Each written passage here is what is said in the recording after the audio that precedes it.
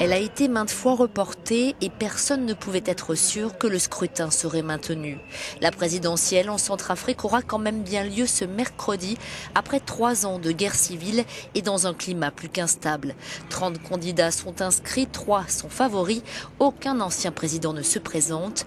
Objectif, une paix durable et le redressement de l'économie. Ce professeur de droit à Bangui veut y croire. Je suis convaincu que les Centrafricains vivront ensemble comme par le passé. Parce que ce n'est qu'un groupe d'individus qui sèment le désordre dans le pays.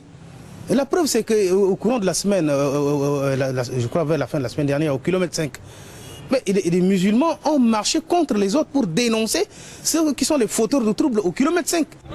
Le kilomètre 5, c'est ce quartier musulman de Bangui où les habitants ont manifesté mi-décembre contre les extrémistes musulmans qui tentaient d'empêcher un référendum plus tôt dans le mois, demandant l'aide des casques bleus présents en Centrafrique. Mais dans ce pays à 80% chrétien, les violences entre les deux communautés ne cessent pas depuis 3 ans. Elles ont ralenti depuis le cessez-le-feu, mais la situation est toujours tendue. En décembre 2013, la France envoie plusieurs milliers de soldats pour ramener le calme. Le pays a sombré dans le chaos quelques mois plus tôt quand les rebelles de la Séléka, en majorité musulmans, prennent le pouvoir. La seconde guerre civile éclate avec les milices chrétiennes anti-Balaka. Le pays est divisé. Michel Djotodia, qui s'était autoproclamé président, démissionne finalement en janvier 2014. Catherine Zamba Panza assure depuis la transition. Première femme à la tête du pays, elle appelle immédiatement les parties prenantes au conflit à déposer les armes.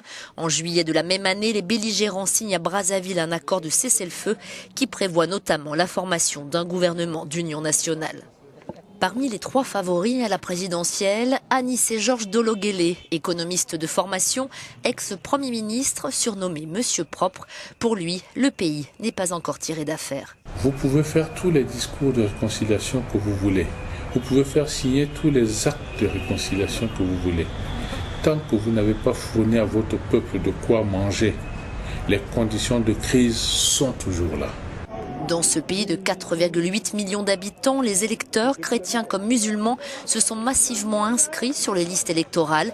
Pour eux, un seul objectif, la paix et ne plus entendre les armes.